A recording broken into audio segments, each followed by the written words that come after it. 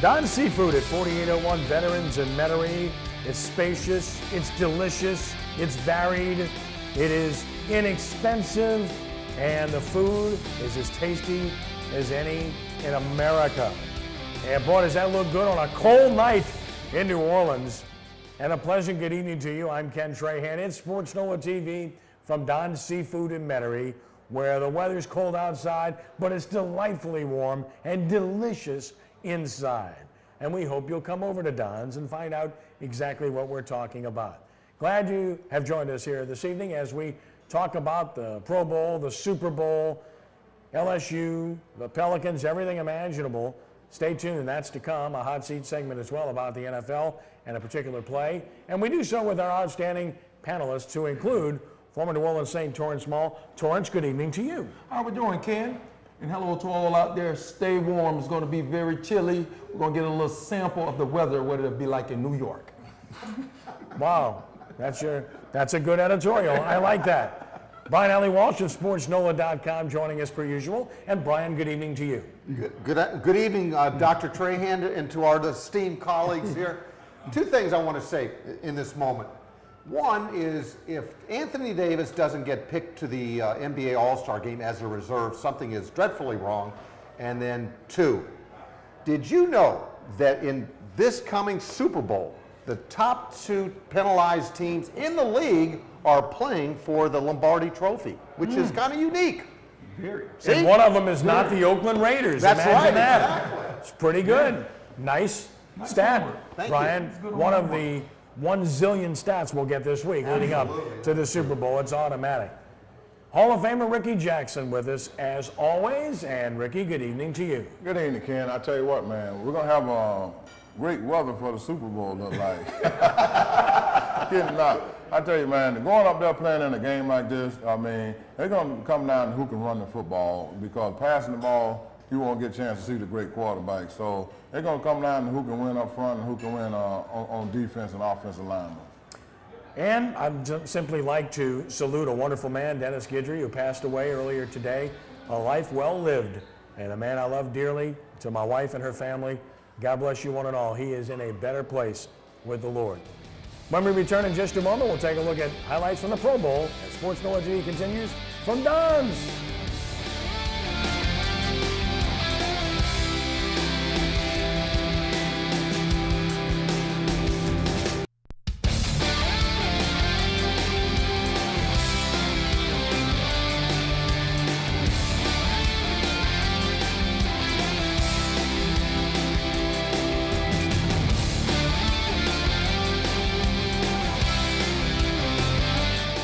Pretty amazing that the number one seeds don't get to the Super Bowl to face each other very frequently, but clearly you have the two best teams in the Super Bowl this year. They've earned it, they're here, and they'll get it on, and we're looking forward to it. Ken Trahan, sportsNOLAtv from Don's Seafood in Metairie. Not only do you have the number one seeds from each conference, you have the number one offense in the NFL against the number one defense in the NFL. And this has happened previously, and let's take a look at what's transpired when it's happened. First of all, go back. Cowboys and the Steelers, the number one defense was the Steelers, and they won the game. Dolphins and the 49ers. The 49ers, the number one defense, and they won the game. Of course, they had a pretty good offense, too. Then you had the 49ers and the Broncos matchup. The Broncos were the number one defense, but that was kind of a sham because of the conference they played in at the time. And the 49ers won that game easily.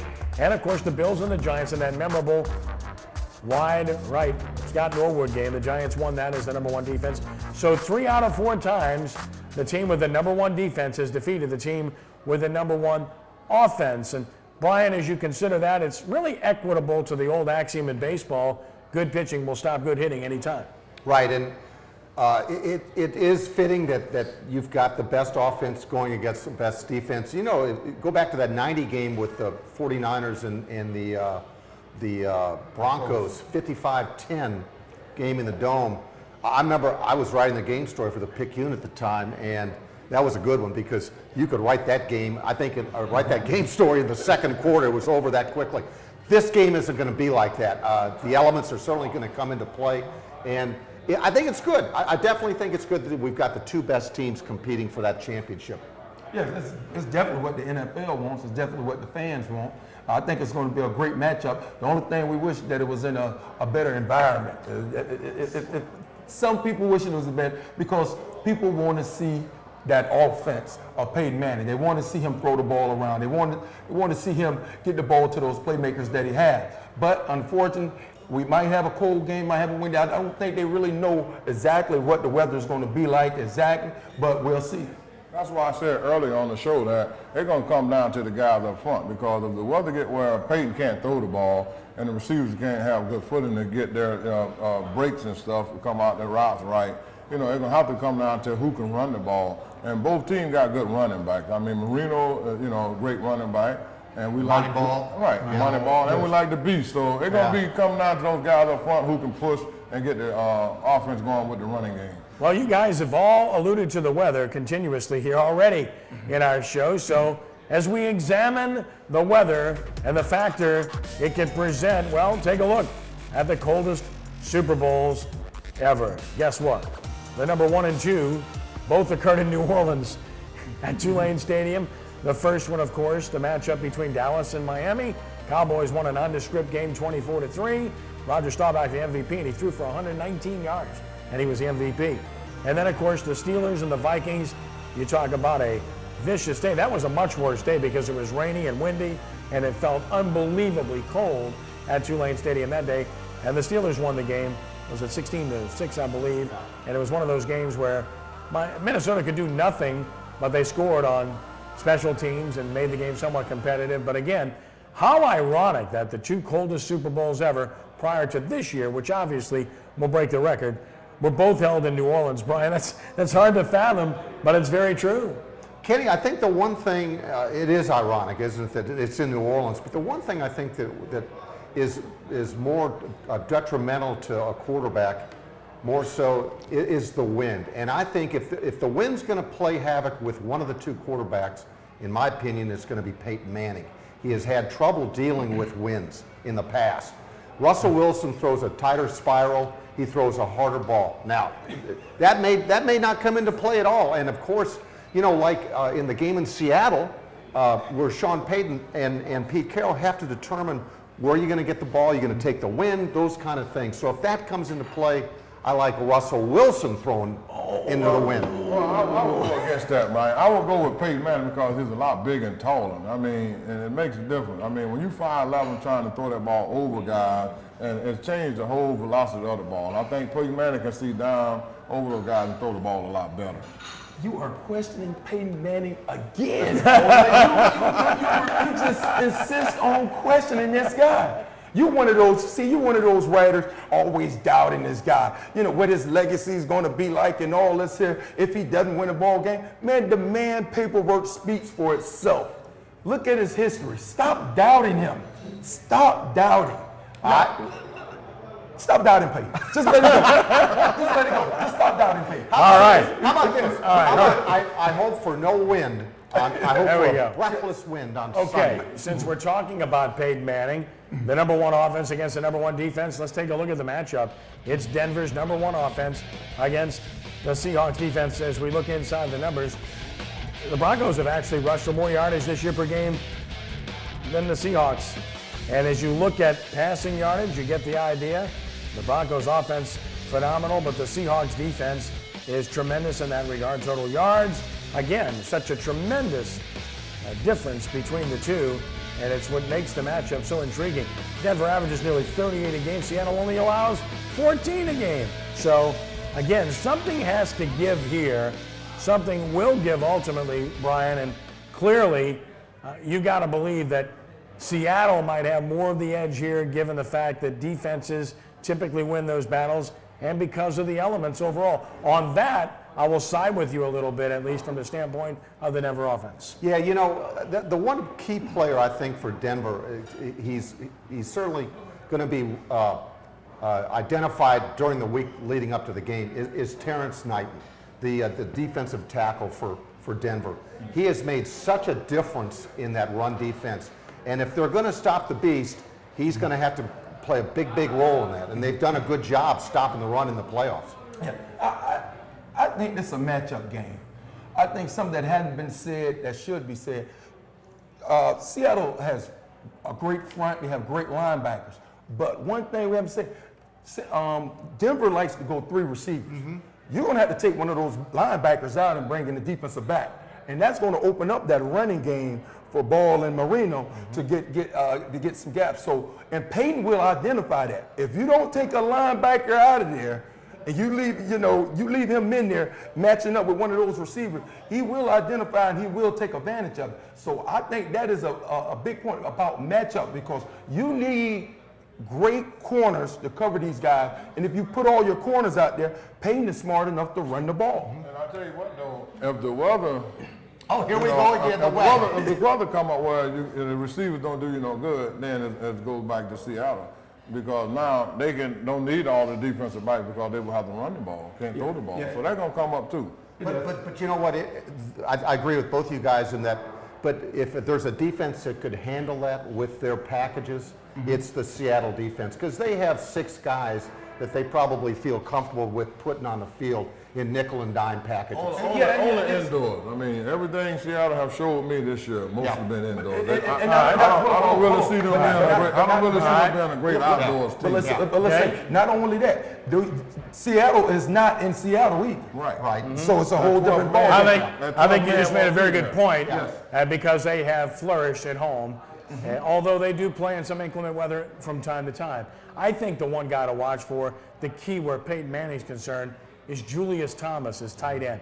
When you look at Demaryius Thomas, you got to believe you know who, Mr. Sherman's going to have him. Then you've got Decker, but you got Thomas on the other side for Seattle. So then you're looking for that wild card. Is it Wes Welker? Maybe. I think it's more Julius Thomas, who has the size and the speed to get off the line of scrimmage and get down the field, and he won't have to deal with an Aqib Talib or a Richard Sherman like a Jimmy Graham did. That's my opinion. Yes, I definitely think you hit it. It's the matchup. I don't think Seattle had an opportunity to match up with anybody in the NFL with the 3 receivers that they have.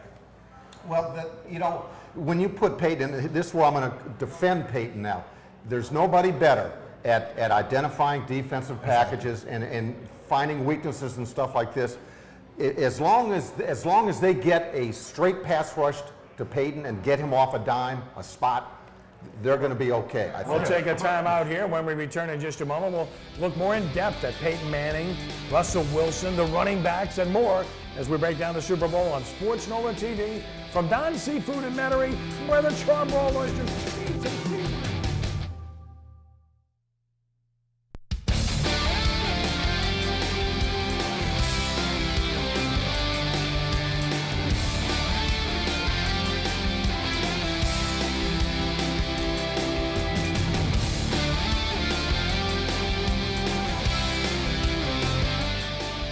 That kind of refutes the experience factor going into this game, so who knows? Maybe that won't make any difference at all, and the Seahawks will emerge victorious. We shall see. Ken Trahan, sportsNOLaTv, Don's Seafood in Metairie. We looked at the matchup of the number 1 offense against the number 1 defense. Maybe this game will be decided with the other 2 units that we'll talk about now. The Seattle offense measuring up against the Denver defense. And again, the Seahawks offense, great running the football. They aren't so proficient throwing the football, decent in total yards, and scoring, that's where you need to be. That's the number that matters. They're in good shape. As for Denver, they do a good job against the run, not so good against the pass. Total yardage, mediocre, and scoring, they give up some points. So, looks like maybe the Seattle offense gets a nod here. But as far as I'm concerned, Brian, if the Seattle offense has a nod, it's because Marshawn Lynch is running the football well and with authority. If he doesn't do that, frankly, I don't see Seattle making a whole lot of plays in this game. I agree totally with you. If they can control Marshawn Lynch, they certainly, and make Russell Wilson beat you, then you like Denver's chances from a defensive standpoint. It's incredible. He's thrown 1 touchdown in the postseason. Russell Wilson, 1 touchdown pass in the postseason. Well, let's look at Marshawn Lynch, because that's who we're talking about right now. And again, the yardage is there, the average is good, the touchdowns are there. And Torrance, what you love about this guy is he shows up in the big moments. in the big games. And he seems to run harder in those games than in any others. He is what they call him, a beast. And that's what he calls himself, beast. The Skittles flying from the stands and all. This guy, he continues to run hard the whole game. He doesn't let up. You know, sometimes guys let up, he doesn't let up. Man, this is the kind of guy, Ricky, that you would enjoy bucking heads with. You love those guys that stuck it in there because you like to hit those guys and measure yourself, right? Yeah, and I'll tell you what, man, even on the other team, they make a great running back on the other side want to outdo him. So that's what the matchup going to be. I mean, the Beast, you know what he going to give you. And Marino and Ball and them, now those guys got to try to match what the Beast doing. So that's what's going to make the game so interesting. But the special team, I mean, that's something that we haven't talked about, but we got to talk about special team because if Palmer missed the ball or something happened to special team, that can be the difference in the ball game. Well, you mentioned No-Shaw Moreno, and he maybe doesn't get the kind of respect that he deserves based upon the consistency that he's displayed. When he stays healthy, he's really good. Rushed for over 1,000 yards. His average actually better than Lynch by a tick, and he's run for 10 touchdowns. And Brian, this guy's a good player. And he is questionable heading into this practice week with rib injuries. So, look, a bad hit early in the game, all of a sudden now you got Monty Ball, you got to rely on other guys. I got a question for you. Who is the backup quarterback for the Denver Broncos? Same question we asked with the Colts for all those years with Peyton Manning. If I'm not mistaken, I don't know. The guy played at Arizona State. He played at Arizona State or Arizona 6'7". It's all good. Big tall guy. All right. It's inconsequential. What does it matter? You never know. Let's talk about the real quarterbacks, the guys that are playing. I can be the quarterback, the backup for I can hold a clipboard. I got it. I agree with Kenny, with Ricky in the sense that I think special teams and field position. Yeah. You've got Trendon Holiday, and you've got all the return guys for the other team. So you know what, they're going to have a big. They could have a big impact on this game. Archie Manning calls said take it easy on his son, and he said there's no truth to the rumor that Bobby Scott is the backup quarterback for the Denver Broncos. Okay, we spoke of quarterbacks, so let's take a look at these respective quarterbacks and the comparison. First of all, the MVP to be for a fifth time, Peyton Manning. Another incredible year, nearly 70%, almost 5,500 yards, 55 touchdowns, only 10 picks, unbelievable quarterback rating. And Brian, you still don't like him. I love it. You know what? When he adds that fifth MVP, which he's going to Saturday night, he could top it off with the big trophy on Sunday. What a year. There's no better year probably in NFL. All right, he's pretty good. Yes. How good is Russell Wilson? We'll see. In a big game, here's what Russell Wilson has done so far this year. 63%, 3,300 yards. Look at the TDs to interceptions ratio. That's a good one. And the passer rating is solid as well. But Torrance, the difference would be one guy basically is the offense. He carries the offense, makes all the calls at the line of scrimmage and makes all the timing throws. The other guy simply has to manage the game. Yes, and I think he does a little bit more manage the game. He makes big plays as well. You know, Russell Wilson, he makes big plays. That fourth down play that he made, you know, the fourth down for a touchdown. That was his only touchdown in the postseason. But this guy goes out and makes plays as well. I don't think he just managed the game. He's a pretty good young quarterback, but a lot of people are catching up with him and learning his Ricky, do you have to spy Wilson, or do you just tell your defensive ends to maintain gap integrity? Well, I mean, you want to make sure that he runs back up in the pocket, not around. That's what kills the defense. When you see San Francisco, they let the guy just run around. You got to keep the guy inside the pocket. And I'll tell you what makes it so good about it. You take your hat off to Peyton Manning and the Manning guy, because this guy wanted to see Peyton Manning and participate in his camp when he was 10th grade. And I mean, that shows you that these guys want to be quarterback. They want to be professional quarterback because that's why they go down to the Manning passing camp and learn football. And I take my hat off to Wilson for going down there in the 10th grade and getting to know what a quarterback is like. Well, I can assuredly say this, is that no one will be spying on Peyton Manning on Sunday.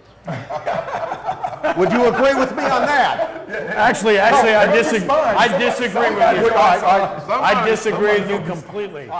Yes. I have it on the highest authority that Bill Belichick has someone spying on him. Somebody will be spying. Oh, that's good. I don't know. I thought I'd try. That's a good one. Peyton's a better athlete than you give him credit for. Yeah. He's a great athlete. Yeah. Wayne wins. All right. We're going to go ahead and make our Super Bowl picks now for what it's worth. So obviously, listen to what we say and do just the opposite. Yeah. You'll probably do just fine. So let's put the onus on Mr. Walsh first. Brian, your Super Bowl pick is? I'm going to take Seattle, and I'll say 20-16. Why? Because of their defense. Essentially Okay. because of their defense. All right. Torrance? Well, I'm going with Denver because he's going with Seattle. What a scientific. That's a sports science decision there made by Torrance Small. Hot seat. but no, I think the score. I'm looking at 24-21 Broncos. Okay. I like the Broncos too, but you know I got friends on both teams. Hope Payton win, and I got Ken Law and them on the other side. Coach Pete Carroll coach with me at San Francisco. So you know it don't make a difference to me, but I hope that Peyton Manning win the game. I hope Denver wins. Well, my heart says Denver. My head says Seattle. I'm really torn. I was going to wait until Friday, which I'll do with radio and the website and such to make a pick. But pinch me right now, and I'd take Seattle by 3, 23-20. Somewhere up in there. I just think it's going to be a very competitive game. Peyton Manning will get a few things done in this game. It's so hard to do so against this defense, and the conditions will not help him at all. Seattle doesn't need to have great conditions to play effective football, and I just think that defense is so good, and they're so much better overall than Denver's defense. I'll give them a slight edge. Maybe by Friday I'll change my mind. I don't know, but we'll see. Kenny, I just hope Rick takes a stand by Friday instead of just watching. I said I picked Sam. I said I picked them. I want Peyton to win. I I want like Peyton right. Well, I Ken Norton played with me. Pete Carroll. Yeah. Coach You know what, me. here's what I hope. Here's what I hope. I picked Denver Broncos. Here's what I hope. All right. I do hope that the elements do not affect the outcome of this game. Yes. I like the outdoors. They're playing outdoor. I just hope they do not dictate. But having the game, they're not bad because of the new stadium and all that. So you have to award them with something for going out building a stadium. No, you don't. But there's new stadiums all over the place. Come on. It's there because it's the New York market and because of the NFL offices be there and the politics involved, and it shouldn't be there. Back in just a moment to talk about the Hall of Fame. Who should be in? As we continue with sportsNOLaTv from Don Seafood on Veterans and Metairie. Lots of people here. You should be too. And there's one good reason why at Don Seafood. Our sportsNOLA.com trivia question of the evening. Of the 106 players combined on the Broncos and Seahawks rosters, how many have a Super Bowl ring? No multiple choice. There doesn't need to be. Because again, this is not difficult. Lenny comes up with some good ones. This is not one of those. Ken Trahan, sportsNOLaTv from Don Seafood. He's off camera, so we can bang on him. It's all good. Oh, we can sneak him on and bang on him anyway. Why not? Might as well. And you'll know listen, it's not that difficult a question. It's a fun answer, though. So stick around, and you'll get it in just a little bit. Okay, so we looked at what's coming up, and we looked, first of all, back to what happened in that other game that was played, which is called the Pro Bowl, and it took place in Honolulu on Sunday. Kenny, my question to the panel is this. Did Jimmy Graham catch that touchdown as a tight end or a wide receiver? Running back, man. I like the loophole that he's trying to use. I love the loophole. Hey, the format, I'm not too fond of the format and whatnot, but the game was played a lot better than previous years. It's a lot more competitive. I tell you what, for some Pro Bowl offensive linemen, Drew Brees ate the dust a lot in this game. He ate the dust. The front of the defense on both teams, on both squads, were pushing. They were pushing and they were getting to the quarterback, guys. Well, this was familiar territory, Rickey. Breeze hitting the dirt because of some of the guys in front of them. They had some familiar helmets on, a couple of them. I'll tell you what, though, this is the first Pro Bowl you've seen where guys can use stunts and all that. I mean, before, the guys couldn't rush, couldn't do it, this and that. Man, they had fake punts, they had fake field goal. They did everything yesterday that a real game you can do. So it made a difference. The offensive linemen, they weren't ready for the stunt, so they had a chance to, rush Drew Brees a lot better with stunt. I admire them for trying to do something with this game because the game stinks. It's totally uninteresting. It's a waste of time, and frankly, I could care less. I didn't watch one play of it, and I'm sure I didn't miss anything. I saw the highlights. That's plenty good enough. Bottom line is this, in every other All-Star game, in every other sport, it's league against league or conference against conference. And there's some measure of pride involved in that. This whole draft process is ridiculous. And listen, maybe Rickey will be asked to be a captain next year. I don't know. But the bottom line is, so what? Who cares about Jerry Rice picking players or Deion Sanders picking players? It's ludicrous. It's foolish. And maybe it was a better game, but it's still a useless game in my estimation. So, no interest in it whatsoever. I mean, Ken have his opinion because Ken haven't played in the Pro Bowl and Ken haven't played in the NFL. But if you played in the NFL, you know that everybody in baseball, basketball, they have an all-star game. And when the season over with, the NFL had a Pro Bowl. And that recognized the guys for what they did during the season. And you see Cameron Jordan get a chance to be in his first Pro Bowl. Ain't nothing like that for him for the rest of his life. So the Pro Bowl is a good game to have. You just have to do like Peyton Manning said. You have to go out there and take the game serious and let people know that you got a good product on the field. Just like yesterday was the best watch and the most watched game they had in a long time. They beat the All-Star baseball and all the rest of them for us people watching. So football is a great product. All you got to do is go out there and show people that you're going to be serious and people watch it. Brian, that was so eloquently presented. I'm so impressed with what Rickey had to say. But to equate the NFL Pro Bowl with the Major League All-Star game is hilarious. One is a real game, the other one isn't. They throw 95 to 100 miles an hour in baseball. They play the game the way the game's played.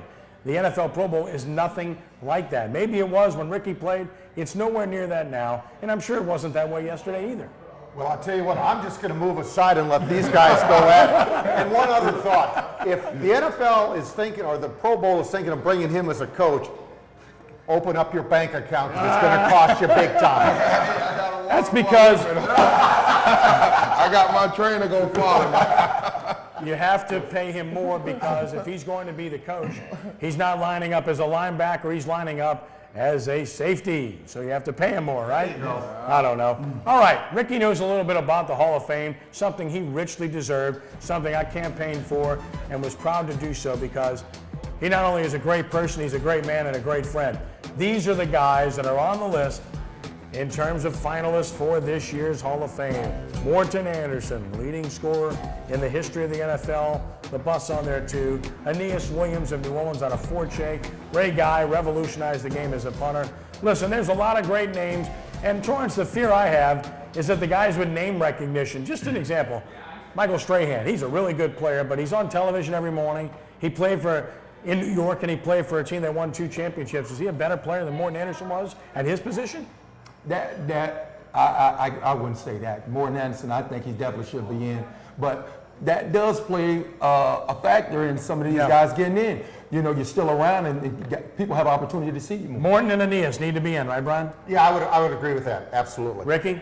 Well, I mean, Martin deserves to be in. I mean, I like Ray Guy, too. You know, Ray I Guy do, been too. the best punter ever, you know. Revolutionized the game. Right. Yes. And Aeneas Williams of New Orleans. Right. I mean, Cornelius good. All of them was great players, but you know, you have to look at guys been sitting there waiting to get in for a while. Kevin Green and Haley, all those guys been sitting to get in there. So, you know, you want those guys to get in, too. So, one thing about the Hall of Fame, man, every year they have 15 great guys, and you can't really go wrong. All right, when we return in just a moment on our hot seat segment, extra points in the NFL. What to make of them as sportsNOLaTv continues from Don's Seafood in Metairie. Rickey was at that table a little while ago. They wanted his autographs. They wanted Torrance's picture. Why? I have no idea. Our sportsNOLA.com trivia question of the evening is so easy that even Brian Allee-Walsh knows the answer. Of the 106 players on the Broncos and Seahawks rosters, how many have a Super Bowl ring? Mr. Walsh, the answer is? 1, and he's the guy that has trouble throwing in the wind. The New Orleanian, Peyton Manning. Of course, we know all about that, and so he's got the experience, and we'll see how much that matters. Ken Trahan, sportsNOLaTv from Don's Seafood in Metairie on veterans between Clearview and Transcontinental, where the food is great and so is the company. And so is our hot seat topic of the evening. Extra points in the NFL. Roger Goodell has broached the subject of getting rid of the extra point. Is that the right move? Should the point be changed? Should the 2-point conversion be changed? Should the extra point be gotten rid of altogether? Extra point in the NFL. Your position Brian Allee-Walsh. Thank you, Doctor. I'm going to make it short and brief, and these guys are going, impossible. I say keep the extra point and move it back. Make it more challenging for the kicker. Keep it in the game. It belongs in the game. I agree with you. He said something short, and we agree. Yes, definitely move it back. I think they should move it back. If they're going to give him, if they're going to allow them to kick, I don't think you could just get rid of the kickers. I don't, just let them kick field goals. I think we should give them an opportunity to kick extra points. But I think if you move it back, not only move it back, put it on one of the hash, put it on the left or the right. Make it more difficult. That's what I say. Well, I wouldn't mind them just giving them the 1 point. If you want to go for the 2 point, put it on the 5-yard line. Now you can go for the 2 point. But the extra point, man, if you look at it, they had 1,200 and something kicks, and they only missed like 3 or 4 kicks. So, to get somebody hurt off of that, and it really ain't worth it. They can't really rush over the kick center no more. So they got to where, they should make it every trip. So, my thing is give them the 1 point and put them on the 5-yard line if they want the 2-point conversion. Well, you know what? To me, if their element here is to try and shorten the game or to take an element of the game it's a given already, there's other things that they can do. I think it's still part of the game. I don't like the idea that you're messing with the kickoffs. In fact, I just think that those things, they're part of the game. If you want to make it more challenging, just move the ball back and make the kicker. They're not making it more challenging, Brian. They're trying to make the game more safer. Well, but in the meantime, they're taking away a player. You taking away one of the players. I guess his talent. His talent is not being used. Here we have a kicker now. He's only going to come in and field goals. What if he don't get any field goals? You're not even using the guy. He come on the kickoff. But the kickoffs, he's just kicking them in the end zone. But I think just make it a little bit more difficult for this guy. Make this guy earn his money. Okay, we said, it's difficult when it comes down. You need those 3 points at the end of the game. Now let's make it difficult for him during the game, in the early parts of the game, where he has to kick, say, a 40-yard field goal. We put it on the left or the right hash mark and let him try to make that. Now, every time he gets out there, pressure is on him. Not just when he's kicking field goals. If you're going to do that, Brian, I would go for the 2 points right down to the goal line instead of worrying about the kicking at 40 yards. That wouldn't make no sense. Because when you get a 40, that is your option. Right. So the game is so good and perfect now. I don't know why they keep trying to mess with the game. That's it. That's it. I think, Ricky, in a nutshell, is that I know the Pro Bowl is one thing. They've already taken the kick out of that. They're putting the ball at the 25 or 20-yard line. I'm just saying, you take an inch and they're going to take. I don't think it's about injury. I really don't. How many kickers get injured on an extra point? What's the stats on people getting injured on an extra point? Yeah, an extra point. I don't think it's. All right, last thought, Rick. Go ahead. There's a lot more than you think. When guys sitting there and everybody down and they come across full speed, there's a lot of them get more because they leg to leg, and a lot of them get hurt more than you think they do. Just don't show it. All right. Well, I'll tell you what, Gordon Anderson, his extra points is going to help him get in the we have had some very good, lucid, well-articulated points made here about the NFL extra point. I think all of them are good points, frankly, because this needs to be discussed. But what needs to happen to make the game better? That's the ultimate question. 2 points here. I'm going to start with the other aspect of the kicking game first before I get to extra points, and that is the kickoff. What we have seen is the proliferation of guys that have mastered the ability through unbelievable training to get stronger legs and get more length on kickoffs. And as a result, it doesn't matter that you move the kickoff back. They're still kicking touchbacks, in particular in perfect conditions, i.e. in the Mercedes-Benz Superdome, Thomas Morstead. There are a bunch of those guys around the league doing this. So as a result, I think you have to give some incentive to the kickers and to the receiving teams. And as a result, I like the college rule. If you kick a touchback, put the ball at the 25-yard line rather than the 20. 5 yards makes a difference. For that matter, I'd even think about putting it at the 30. That's when you get the kicker, therefore, to consider kicking the ball in the field of play and trying to cover the kick and putting excitement back into that play. Rickey's right about injuries. That particular play was legislated because of injuries. Yes, it's high contact. Yes, it's people flying around, but that's football. And again, we're taking football out of football at every turn, and I think that's very unfortunate. As for the extra point, I like the idea of keeping it in the game and making it more difficult. Again, you're punishing excellence here. If you want to punish excellence, why are we not changing the rules for passers? Why?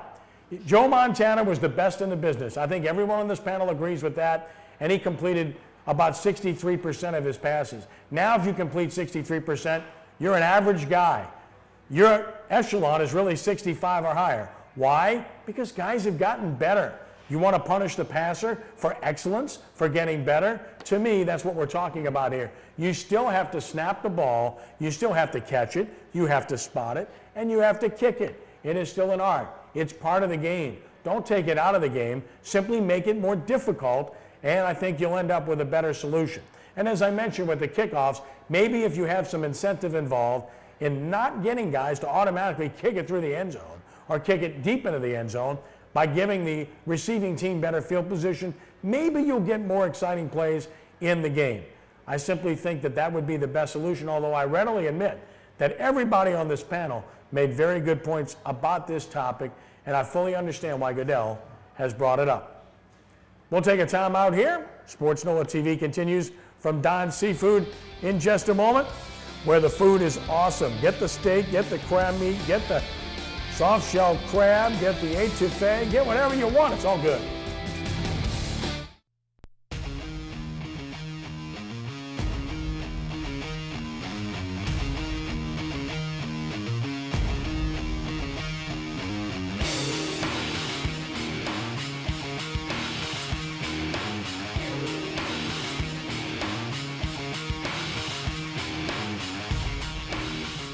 I'll go with the all-you-can-eat catfish or shrimp. I got one or the other, and I've been to a couple of those, and they're terrific. Surf and turf, that's the one you want tonight. Come on by and enjoy it. It's a tremendous opportunity at Don's Seafood here in Metairie on Veterans Boulevard.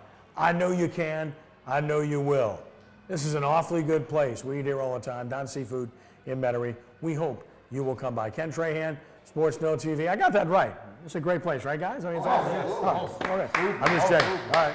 All right. I just wanted to make sure of that. And I'll tell you what else, or who else is getting it right, and that's AD, Anthony Davis. The Pelicans against the Orlando Magic, and it was a dunk fest. Davis was special all night long. Right, he put up some monster numbers, 22, 19, and for good measure, he put in 7 blocks. So what an unbelievable game by Davis. Set a franchise record for combined points, rebounds, and blocks in the game. Posterized Big Baby there. You know, Big Baby played like that in front of Anthony Davis last night. But AD ought to be on the reserve. He ought to be a reserve all-star. He's got my vote. Oh, he definitely has my vote as well. Here's a young guy that is coming into his own right now. He is showing leadership right now, and he's showing it on the court. Double-double, you gotta love it. I'll tell you what I like about the Pelicans. They got some good young players there. I mean, they just like the Saints. Jimmy Graham, them. I mean, those two guys, man, they good for their organization, and that's why you need to make sure that both of these guys is taken care of for a while. I find it very interesting that the two names that have been hotly discussed in trade rumors, and where there's smoke, there's fire, so you know it's out there.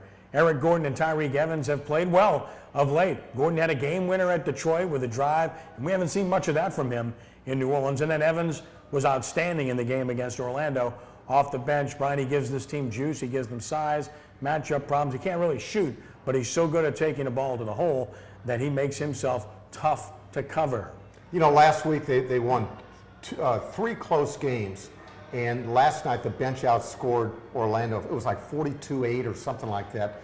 Boy, I tell you what, I would hate to see anybody go at this point, but if they can get something in return that would help this club, it's all about that, because this is a club that is going to be fighting to make 5-7 games under 500 this year. Yeah. I tell you what, man, if they had Anderson and a couple of those shooters available, man, this team would be where you want them to be at. So right now, they're just missing a couple of key guys, but Davis and them, those guys working hard till they get back. Yeah, I think the key is Davis. I think they need to build a team around him. He's the key. Well, of course he is. Yeah. I think the guys that are absolutely going to be here are Anthony Davis and Drew Holiday. They have investment in Holiday. He's a lead guard. He's young. Those are your building blocks. You'd like to be able to keep Anderson around. Maybe one of the other two, but somehow I don't think they'll all be here. Maybe I'm wrong. If they will all be here, it would be interesting to see what they could do. Prior to them all going down, we were talking about a 500 type of team, Brian. Absolutely, and you know, when you look at their record, they're 18-25, I believe, right now. Now they haven't beaten anybody. Their best win on their schedule is against Portland back in December, I think it was, and that was a big win. And I tell you what, Rivers getting better too, man. I looked at him play every week. He's getting better. You're right. Rivers is Yeah. playing substantially Yes, better. absolutely. Very good point. He's playing much better. He's a guy to keep an eye on because when given the minutes, he's producing. Brian Roberts, of course, has been given a starting job. He stepped up and done a pretty decent job too. Now if they can find anything at center from Agenza or Withy, then maybe you've got something moving forward, but right now that's still a question mark, Torrance. Yes, you have to be able to put this team together. We have to find an identity. I don't think we really have an identity. We're not an outside shooting team. We're not inside. It's hard to find an identity. No, actually, they're near the top of the league in three-point percentage. Yeah. They've actually shot the three well this year. Well, what I Anthony mean is Morrow the was one of the best. But we're not known for it. Yeah. You know, Well, and you've got Anderson and Morrow and Eric Gordon. But those guys are hurt. You got real strokers, okay? Yeah. And you got real strokers. That's But a heck of a it's not- combination. It's not working in the record. No, well, those guys aren't all here either.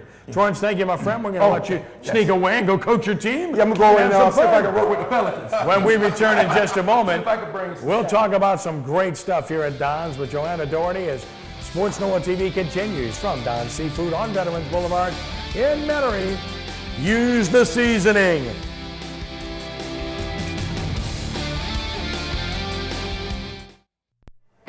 Don's Seafood at 4801 Veterans in Metairie between Clearview and Transcontinental Seafood the old-fashioned way. It's newly renovated. It's spacious. Man, you got all kinds of room between tables. You can have a loud conversation. You're not going to bother anybody. You talk about good food, they've got it here at Don's. I can attest to that firsthand. Incidentally, I've eaten here 4 times in the last week and a half. That's a fact. Give you some sort of example. And usually, when I'm here, I'm looking for the television so I can see Prep Recruiting Insider. And oh yeah, they'll put it on too. Wednesdays at 6 p.m., Renee Nato, Ro Brown, and we're moving toward National Recruiting Signing Day, so you'll want to tune in, as you will, for the John Forcade Show presented by Ray Brandt. Thursdays at 6 p.m. with Mike Detillier breaking down the upcoming weekend, the John Forcade Show. Come to Don's, enjoy the food, and when you come to Don's, you'll have a chance to see my good and great friend, Joanna Doherty of Don's Seafood. Joanna, it's always a pleasure to visit with you. Well, thank you, Ken. Good to see you guys, too, as always. And listen, I wasn't kidding. I've been here 4 times in the last week and a half, and I always try different things. My latest discovery, I love the seafood salad. Oh, I love to yeah. get the boiled shrimp and the crab meat on it. Oh, It's that's as good one as of my anything you're going to favorites. get, okay? Absolutely. And I love the ramelon dressing, but go ahead. Oh, they have so many good dressings. We make a bunch of them in-house, but our remoulade is definitely one of the best. It's got about 14 or so ingredients in it. You're not going to get any better than that. It's good stuff. It's not just seafood either. Steaks, the meat, good too here, Rick. Yeah, I tell you, I like the crab and corn bits. I mean, me and my kids, we come over here, and man, I get a big bowl and I get the extra meat in it, and that's enough for me for the whole day. And see, I'm a seafood salad person. I love the one here. You like that, too? Outstanding. Yeah. It's a That's favorite. really good. I mentioned meat too. You got surf Yeah. and turf on Monday Oh, nights, yes. but you got good steaks here as well. We do. We have surf and turf Monday nights from 5 to 9. It's $15.99 for a big 10-ounce ribeye and some shrimp with that. So, got to come out for that. Gift cards available, and of course the private rooms. You've got 2 very good Oh ones. yes, we have 2 private rooms. They both hold up to 45 people, so you can have your events here. Very good stuff, yeah. Yeah, and again, this location about as easy as you can get to on Veterans between Clearview and Transcontinental. So easy to find, plenty of parking, and again, I love the renovation. Well, thank you. Yeah, we did a lot of great work. We opened everything up. We put in a nice char grill where you can see everything going on. So come on in and check it out. I'm going to eat now. I want to do, Brian, I want to go back there and learn how to suck those off. I see my man back there. He's got a new career coming. You go learn how to shuck, and I'll eat them. I'm going to be out here eating. Ricky, Brian, thank you as always, my friends. Joanna, thank you. Thanks, Ken. Bless you, and thank you. I'm Ken Trahan. God bless you one and all. Rounding third and heading home. So long.